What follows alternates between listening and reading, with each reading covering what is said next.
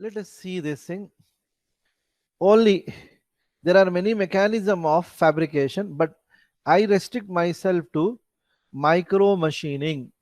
So this question may come for long answer. Okay. So micro machining mechanism of fabrication. So there are actually many types of fabrication. Under that, there is one called as silicon micro machining, and in that also there are two different. One is bulk micro machining, and another one surface micro machining. So we will see only surface micro machining. Okay. The meaning of surface micro machining is on a silicon substrate we made a structure. Okay. So mechanical structure form on the surface of a substrate. This is required in surface micro machining. I repeat, in case of surface micro machining, what all we need to do is on the substrate, it may be made up of silicon, it may be made up of plastic, it may be made up of glass. Over this, we need to make some mechanical structure. So depending upon the type of interface we are going to make, this shape differs. So we need to make a die with the help of which we can make like this type of structure. Let us see how we can do that. Yeah, if you want, everybody take out a notebook and please note down this information because this is going to come for long answer. Let us consider the case of a small surface micro machining operation. So for that, step 1, write down. Consider the silicon substrate. Consider the silicon substrate. Then in step 2, you can add this thing, add a silicon nitride, add a silicon nitride, a layer of silicon nitride, add a layer of silicon nitride. In bracket, write down silicon nitride is actually electrical insulator. In bracket, write down silicon nitride is electrical insulator. Yeah, what is silicon nitride? It is an electrical insulator, right? So hope you have taken this thing. After taking a silicon substrate, what we need to do? We need to add a layer of silicon nitride. What is silicon nitride? It is an electrical. Electrical insulator. Great, mashallah, बहुत अच्छी बात है. Okay. Now in next step, write down over this. In step 3, write down over this, add a layer of silicon dioxide. Over this, add a layer of silicon dioxide. You can write this thing in bracket. What is this silicon dioxide? It is a chemical which is used before etching.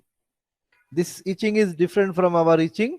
The meaning of this etching is it is actually used to clear some part of, okay, some part of electrical contact and keep the other. It's like in order to perform some sort of masking operation, or in order to make some sort of physical connection on an electrical substrate, we use silicon dioxide. So hope you have taken this thing. Add a layer of silicon dioxide which is used to perform masking operation. Better word is to perform masking operation. Then over this, you can write the next step, perform dry etch operation. Perform dry etch operation. The meaning of dry etch operation is, let us suppose that the physical shape we want to make like this. Okay, a deeper part over here, and over the top we want to put conducting surface like this. So that's the reason perform dry etch operation only on this much portion of silicon dioxide. Remember, insulator we are not going to remove. What we are doing, we are actually using silicon dioxide in order to make a proper shape over this electrical insulator. Okay, so you have written apply dry etch on this and make a shape as per requirement. The next step, write down add polysilicon. Add polysilicon. This is actually the conducting medium. Add a polysilicon shape. Add a polysilicon shape as per requirement. Add a polysilicon shape as per requirement. The next step, write down perform again dry etch operation. Perform again the dry etch operation. This operation is performed in order to remove the unwanted part from this polysilicon. The next step, write down perform wet etch operation. Perform wet etch operation. This wet etch operation remove the remaining silicon nitride, silicon dioxide. This wet etch operation remove the remaining silicon dioxide. The remaining silicon dioxide.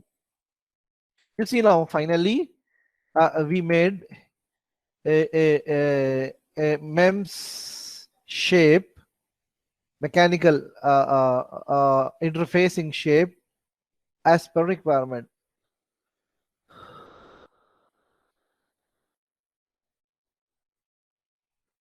Let us quickly see a few applications of MEMS sensors. Are you all ready? Biomedical application. Yeah, remember this thing. In our course, only 3 things about MEMS sensors are mentioned. One is introduction to MEMS sensor, that is, it covers definition and the dimensionality discussion. The second one, micro machining, and the third one, biomedical application. So first and second we have already covered. Now I am going to take you to biomedical applications. This is very interesting application. Remember, MEMS sensor means a system in which minimum there are 2 components present. One is sensor and another one actuator. And the job of sensor is to acquire data from the surface, and the job of actuator is to execute the command fed to it. Okay. Because this question may also come for long answer, that's why. So how many MEMS sensors I am covering?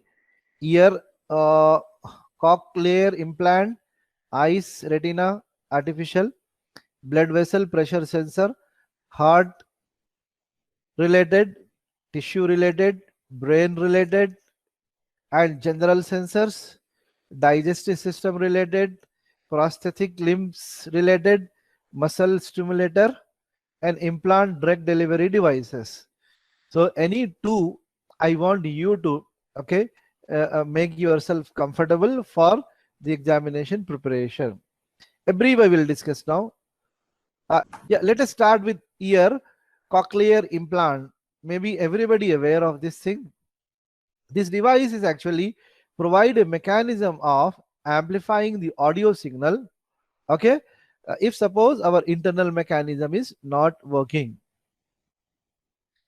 Yeah, similarly, the next one, this artificial retina. If suppose somebody having a problem of retina, so artificial retina can be implanted into our eyes, which plays the role just similar to our retina. Remember, MEMS sensor minimum consisting of 2 things. One is sensing mechanism and another one actuating mechanism. So when you are giving information about any of these, you need to in particularly discuss the sensing operation and actuating operation. The blood vessel. For blood vessel, the implanted pressure sensor can be used. This actually goes into our veins or arteries, and maybe it's a part of our body, and its job is to provide the information related to the pressure of the blood, okay, from that particular place. Now about heart, a huge amount of sensors are available which is addressing to the problem related to our heart. So there are mostly pacemakers, artificial pacemakers. Internally our human heart is having a pacemaker from where the PQRST signals are originate. Okay, if suppose that is not actually working, then artificial pacemaker need to be implanted. uh, the fibrillators, the fibrillators means actually there is a mechanism of pumping in our heart. Maybe that is related to, this is related to that one. If our fibrillators are not working, then we can use this implanted defibrillators. Maybe somebody entirely replace the heart, and then the heart is called as artificial heart. So this is about a heart related MEMS sensors. Okay, related to brain also we have a lot of MEMS sensors available. Neural electrodes, brain stimulator, neural electrodes also containing sensors and actuator, brain stimulator also containing sensors and actuators. We are all aware of these things: glucose sensor, blood gas sensor, pH sensor, RFID. RFID is actually nothing but the tags with the help of which we can track the object. So maybe some MEM sensor which is equipped with RFID. So digestive system, for digestive system, capsule endoscopy type of MEM sensor can be used. So these are the discussion on MEM sensor application. So I will stop it now. Okay, now let me discuss this thing also. This is very interesting. Brain machine interface, BMI. This is actually also an application of MEM sensor in biomedical area. Let us suppose that if suppose there is some person whose brain is working and physical body is not. So in that case, if you want to extract the information from the brain, what intelligence are there in his brain, in that case we can make use of this concept that is called as BMI, brain machine interface. This brain machine interface, actually you all know, maybe knowing this thing, God has made us to get trained, and there are many intelligent systems available in our brain, okay, which get trained depending upon the data fed to it. So that is actually we are calling as intelligence. Now this particular system is actually sensing the intelligence. So in order to perform this particular operation, we need to specially design the neural communication mean, okay, some electrode we need to design that's convert the neuron movement into electrical information. So that electrical information can be fed to our computer, or a computer equipped, okay, a robo equipped with computer, okay, via a proper signal conditioning operation, and this robo can accordingly act based upon the intelligence sense from the brain. Okay, so that's all from today's discussion. So we will see the remaining thing, that is nano sensors and chemical sensors.